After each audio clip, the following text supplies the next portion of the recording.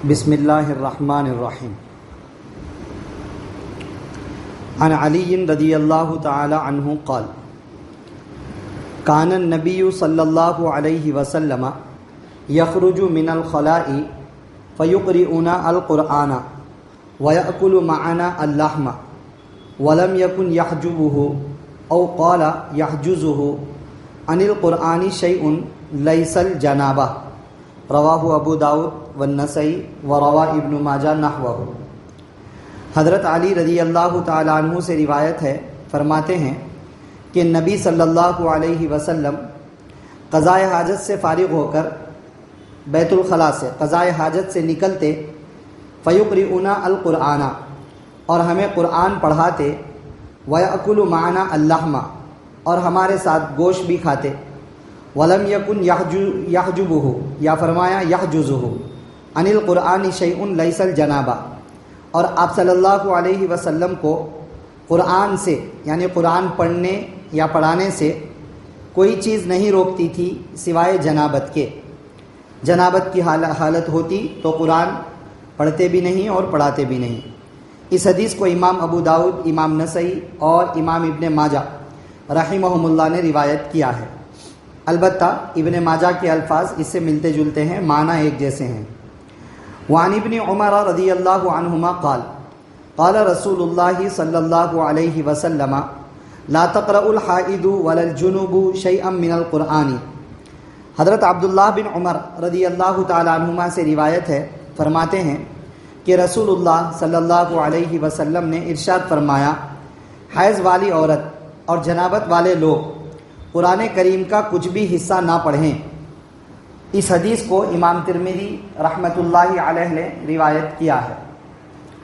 عن عبداللہ بن ابی بکر بن محمد بن عمرو بن حزم ان فی الکتاب الذی کتبہ رسول اللہ صلی اللہ علیہ وسلم لعمرو بن حزم ان لا یمس القرآن الا طاہر۔ حضرت عبداللہ بن ابی بکر بن محمد بن عمرو بن حزم روایت کرتے ہیں کہ اس تحریر نامے میں جو نبی صلی اللہ علیہ وسلم نے عمرو بن حزم رضی اللہ عنہ کو لکھا تھا، اس میں یہ بھی تھا کہ قرآن پاک کو نہیں چھوئے گا کوئی بھی مگر پاک شخص کے علاوہ کوئی بھی قرآن کو نہ چھوئیں۔ رواہ مالک والدارقطنی۔ اس حدیث کو امام مالک اور امام دارقطنی رحمہم اللہ نے روایت کیا ہے۔ آج کے درس حدیث میں 3 حدیثیں پڑھی گئی ہیں۔ ان تینوں حدیثوں میں جنابت کی حالت میں، حیض کی حالت میں یا نفاس کی حالت میں قرآن کریم چھونے یا پڑھنے کے تعلق سے مسائل، باتیں ذکر کی گئی ہیں۔ پہلی حدیث میں فرمایا گیا کہ آپ صلی اللہ علیہ وسلم قضاء حاجت سے فارغ ہو کر باہر آتے اور ہمیں قرآن پڑھاتے، اور کھانے کی ضرورت پڑتی تو گوشت وغیرہ بھی ہمارے ساتھ کھا لیتے، اور آپ کو قرآن پڑھنے یا پڑھانے سے صرف جنابت کی حالت روکتی تھی۔ اس سے 2 مسئلے معلوم ہوئے۔ ایک مسئلہ یہ کہ کوئی شخص غسل سے تو ہے لیکن وضو سے نہیں ہے، اس کا وضو ٹوٹا ہے صرف، تو کیا وہ قرآن نہیں پڑھے گا؟ زبانی قرآن نہیں پڑھ سکتا ہے؟ تو وہ مسئلہ معلوم ہو گیا کہ زبانی قرآن پڑھنے کے لیے وضو کا ہونا ضروری نہیں ہے۔ زبانی قرآن پڑھنے یا پڑھانے کے لیے وضو کا ہونا ضروری نہیں ہے۔ مطلب اگر بے وضو ہے تب بھی قرآن کریم پڑھ سکتا ہے اور قرآن کریم پڑھا بھی سکتے ہیں۔ آپ صلی اللہ علیہ وسلم قضاء حاجت سے فارغ ہو کر ابھی وضو نہیں کیے ہیں، اس سے پہلے آپ قرآن پڑھاتے بھی تھے۔ معلوم یہی ہوا کہ اگر وضو نہ ہو تو قرآن پڑھنا اور پڑھانا جائز ہے۔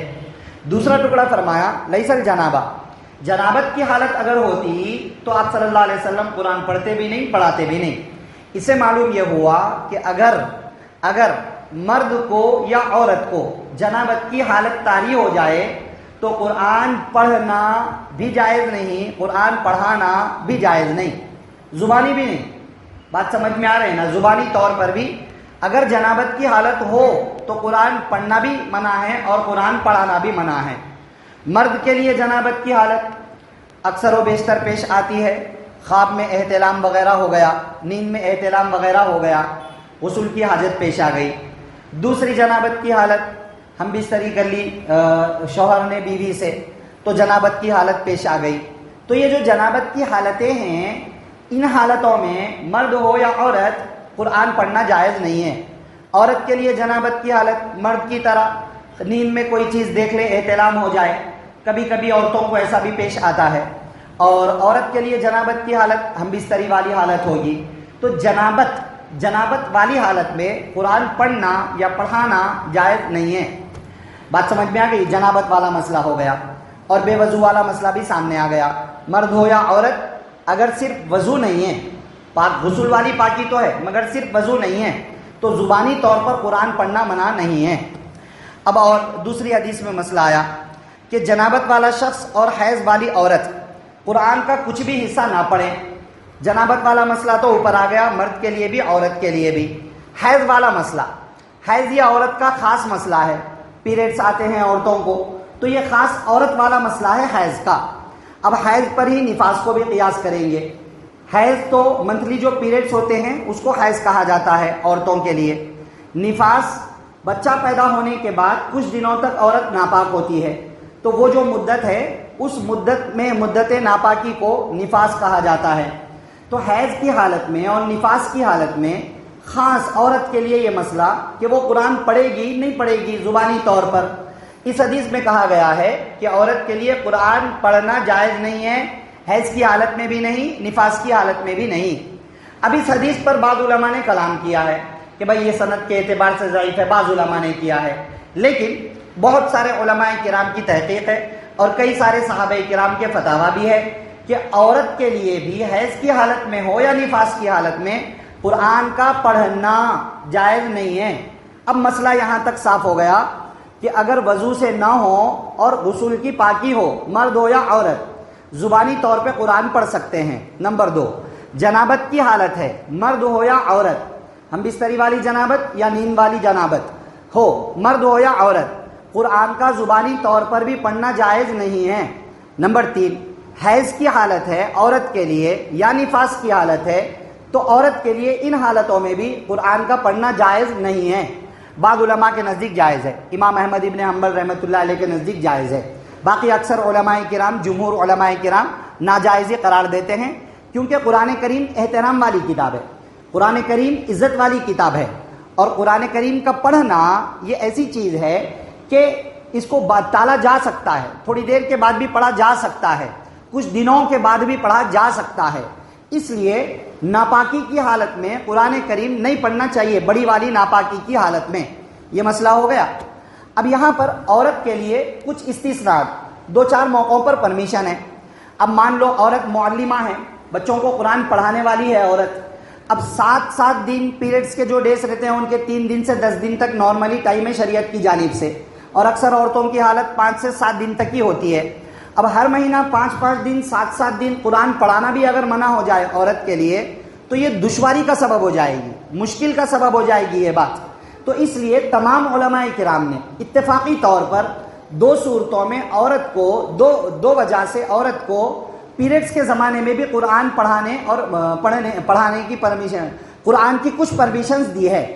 نمبر 1، عورت قرآن کریم کی آیات ذکر کی نیت سے، ذکر والی آیات ذکر کی نیت سے، یا دعا والی آیات دعا کی نیت سے پڑھے، قرآن کی تلاوت کی نیت سے نہ پڑھے، دعا اور ذکر کی نیت سے پڑھے تو پرمیشن ہے۔ قرآن پڑھنا بھی منع، ذکر کرنا بھی منع، دعا مانگنا بھی منع، بولے تو بڑے مسائل ہو جائیں گے عورت کو۔ قرآن کریم میں بہت سی آیتیں ایسی ہیں جو دعا والی ہیں، جیسے ہم دعا پڑھتے ہیں کہ ربنا آتنا فی الدنیا حسنۃ وفی الآخرۃ حسنۃ وقنا عذاب النار، ربنا لا تؤاخذنا ان نسینا واخطانا، وغیرہ وغیرہ۔ بہت آیتیں ربنا والی اور ربنا کے علاوہ والی بہت سی آیتیں وہ ہے قرآن کا حصہ مگر وہ دعا ہے۔ تو دعا والی آیتیں عورت پیریڈز کے زمانے میں بھی دعا کی نیت سے پڑھ سکتی ہے، پرمیشن ہے۔ اسی طرح ذکر کی نیت سے ذکر والی آیت، مثلا آیت الکرسی ہے، آیت الکرسی اللہ لا الہ الا هو الحی القیوم، قرآن کی تلاوت کی نیت سے نہیں، ایک روٹین ہے عورت کی، ذکر کی نیت سے پڑھتے ہیں، بیجوں میں اس پہ پڑھتے ہیں، تو ذکر کی نیت سے اگر پڑھے تو پرمیشن ہے، دعا کی نیت سے دعا والی آیتیں پڑھے تو پرمیشن ہے۔ عورت کے لیے پیریڈز کے زمانے میں ایک پرمیشن یہ ہو گئی، ٹھیک ہے۔ دوسری والی، عورت معلمہ ہے، پڑھاتی ہے، بچوں کو پڑھاتی ہے، اب 5 دن 6 دن 7 دن اگر قرآن کی پورے کو چھٹی کر دے تو بچوں کا بھی نقصان اور عورت کے لیے بھی مشکل ہو جائے گی. اس لیے یہ پرمیشن دی گئی ہے کہ اگر کوئی عورت معلمہ ہو اور پیریڈز کی حالت پیش آ جائے تو وہ قرآن کو کمپلیٹ آیت کر کے نہ پڑھائے، توڑ توڑ کر پڑھائے، ایک ایک ٹکڑا کر کے پڑھائے اور سکھائے بچوں کو. مثال کے طور پر الحمدللہ رب العالمین ہے، اب یہ پڑھانا ہے تو اب ایک ساتھ پوری آیت نہ پڑھے بلکہ اتنا پڑھائے الحمد، پھر للہ رب، الگ الگ ٹکڑوں میں پڑھائے. تو قرآن کی آیت ایک ساتھ پڑھنا نہیں شمار کیا جائے گا اور مجبوری میں گنجائش بھی نکل جائے گی. نورانی قاعدہ پڑھانا ہے بچوں کو تو وہ تو قرآن نہیں ہے، وہ تو قرآن کے ٹکڑے ہیں آلریڈی، اس کو ہجے کر کے وغیرہ کیسا بھی اس کو پڑھا سکتی ہے عورت. یہ پرمیشن ہو گئی عورت کے لیے، ٹھیک ہے نا. یہ مسئلے ہو گئے بے وضو اور بے غسل قرآن پڑھنے کے سلسلے میں. ایک لاسٹ مسئلہ یہ ہے جو تیسری حدیث میں ذکر کیا گیا، پڑھنے کے بارے میں تو یہ ڈیٹیل ہو گئی. قرآن چھونے کے بارے میں کیا حکم ہے؟ قرآن چھو سکتے ہیں یا نہیں چھو سکتے ہیں؟ تو مسئلہ سمجھیے، اگر کسی کو وضو نہ ہو تو بھی قرآن کو نہیں چھو سکتے ہیں، غسل نہ ہو تو بھی قرآن کو نہیں چھو سکتے ہیں. پڑھنے کے بارے میں بے وضو اور بے غسل کی ڈیٹیل ہے، مگر چھونے کے لیے ہر طرح کی پاکی ہونا ضروری ہے. غسل کی پاکی ہونا بھی ضروری ہے، وضو کی پاکی ہونا بھی ضروری ہے. چنانچہ آپ صلی اللہ علیہ وسلم نے ایک صحابی کو بہت ساری نصیحتیں کی ایک تحریر کے اندر، اس میں یہ بھی کہا لا یمس القرآن الا طاہر، قرآن کو چھونے کے لیے پاک ہونا ضروری ہے. خود قرآن میں ایک جگہ پر آیت ہے لا یمسہ الا المطہرون، قرآن کو صرف پاک لوگ چھوئیں گے. اب اس آیت میں تو خیر تفسیر میں اختلاف ہے، بعض تفسیروں میں پاک لوگوں سے مراد وہاں فرشتے ہیں، اور بعض نے کہا کہ پاک سے مراد یہ والے پاک، انسانوں میں پاک لوگ مراد ہیں، غسل والے پاک، وضو والے پاک. بہرحال قرآن کے آداب، احترام اس کو سامنے رکھتے ہوئے اور اس ٹاپک کی ساری روایات کو سامنے رکھتے ہوئے اور تقریباً اکثر علماء کرام کی رائے کو سامنے رکھتے ہوئے مسئلہ یہی ہے کہ قرآن کو چھونے کے لیے غسل ہونا بھی ضروری ہے، وضو ہونا بھی ضروری ہے، ٹھیک ہے نا. اور پڑھنے کے لیے مسئلہ سامنے آ گیا ہے کہ اگر زبانی پڑھنا چاہتے ہیں بے وضو ہے پڑھ سکتے ہیں، بے غسل ہے نہیں پڑھ سکتے ہیں. عورت کا مسئلہ ہے پیریڈز کے زمانے میں، اسپیشل پیریڈز کے زمانے میں، صرف پیریڈز کے زمانے میں عورت کے لیے وہ پرمیشنز ہے. اچھا، اب مرد کو غسل کی حاجت ہے یا عورت کو جنابت والی حالت ہے، ہم بستری والی، مرد یا عورت کو یا مرد کو احتلام والی، اب ان کو قرآن پڑھانا ہے یا ذکر کی نیت سے پڑھنا ہے، دعا کی نیت سے پڑھنا ہے، نہیں پڑھ سکتے ہیں. کیوں؟ کیونکہ وہاں پاک ہونے کے لیے ٹائم نہیں لگے گا. وہ اپنی طرف سے ٹال رہے، کاہلی کر رہے ہیں، الگ بات ہے. عورت کے لیے پیریڈز کے زمانے میں پرمیشن اس لیے دی گئی ہے کہ لانگ ٹائم ہوتا ہے، وہ چاہ کر کے بھی اتنے دنوں سے پہلے پاک ہو ہی نہیں سکتی ہے. اور ان صورتوں میں مرد جب چاہے غسل کر لے، عورت جب چاہے غسل کر کے پاک ہو جائے. اس لیے یہ دونوں مسئلوں میں فرق رہے گا. ذکر، دعا اور تعلیم قرآن کی نیت سے صرف عورت کے لیے پرمیشن ہے، وہ بھی صرف پیریڈز میں اور نفاس کے زمانے میں پرمیشن ہے. اس کے علاوہ غسل کی حاجت ہو جائے تو عورت کے لیے بھی پرمیشن نہیں ہے. یہ دو چار چند اہم مسائل آپ حضرات کے سامنے ذکر کیے گئے ہیں. مقصود کیا ہے بھائی؟ پاکی کا بہت لحاظ رکھنا چاہیے، بہت اہتمام کرنا چاہیے. قرآن کریم عظمت اور احترام والی کتاب ہے، ہمیشہ پاک صاف رہ کر قرآن کو چھونے اور قرآن کو پڑھنے کا اہتمام کرنا چاہیے. ہو سکے تو ہمیشہ وضو سے رہ کر پڑھیں، مگر ہر مرتبہ وضو کرنا چونکہ مشقت کا باعث بن سکتا ہے، اس لیے زبانی پرمیشن ہے، چھونے کے لیے البتہ وضو ضروری ہے. ٹھیک ہے، یہ اہم مسائل. اچھا، موبائل والا مسئلہ بھی یہی ہوگا. موبائل والا مسئلہ بھی یہی ہوگا کہ کوئی موبائل میں پڑھ لے رہے قرآن، یہی ڈیٹیل ہوگی پوری. چھونے کے لیے موبائل کو چھو سکتے کیا ہم؟ تو اس کے واسطے اسکرین پر، ڈسپلے پر قرآن اگر آ گیا ہے آپ کے، تو آپ اب موبائل کو نہیں چھو سکتے. اصلی قرآن کا درجہ ہے اس کا. وضو بھی ہونا ضروری ہے موبائل کو چھونے کے لیے. ہاں، اگر آپ کے موبائل فون پر کور ہے، کور جس کو الگ کیا جا سکتا ہے، کور کو فون پہ سے الگ نکالا جا سکتا ہے، وہ کور کے ساتھ میں آپ نے پکڑا تو وہ ایسا ہے جیسا کہ آپ نے جوزدان کے ساتھ میں پکڑا ہوا ہے. لیکن اگر کوئی ایسی چیز ہے جو موبائل میں اندر چپک چکی ہے، اس کو نکالنے کے لیے پھاڑنا پڑے گا، اس کو نکالنے کے لیے توڑنا پڑے گا، تو پھر اس کو بھی آپ بغیر وضو کے نہیں چھو سکتے ہیں. ہر طرح کی پاکی ضروری ہے چھونے کے لیے، مگر کب؟ ڈسپلے پر قرآن ہو تب.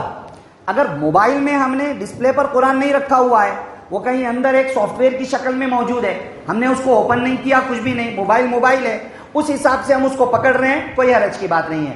ڈسپلے پر قرآن آنے کے بعد موبائل کو ہاتھ میں لینے کے لیے یہ ساری شرطیں ہوں گی. موبائل ہاتھ میں لے لیا، دستی سے پکڑے، موبائل دستی سے پکڑے، کور نہیں ہے دستی سے پکڑے، اور ٹچ کرنے کے لیے بھی دستی سے یا کوئی کاغذ وغیرہ سے کوئی چیز سے ٹچ کر رہے ہیں، یا اس کا ٹچ کرنے کا جو پین آتا ہے یا جو بھی آتی ہے چیزیں اس سے ٹچ کر کے پڑھ رہے ہیں تو پھر کوئی حرج کی بات نہیں ہے، کیونکہ ڈائریکٹلی اس کو ٹچ نہیں کیا جا رہا ہے. یہ دو چار اہم اور ضروری مسائل ہیں، اس کو ذہن میں رکھیں.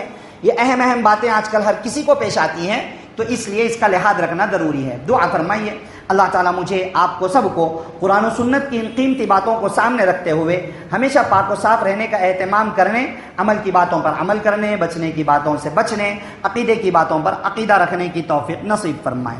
آمین. سبحان اللہ و بحمدہ، سبحانک اللہم و بحمدک، ونشہد ان لا الہ الا انت، نستغفرک و نتوب الیک.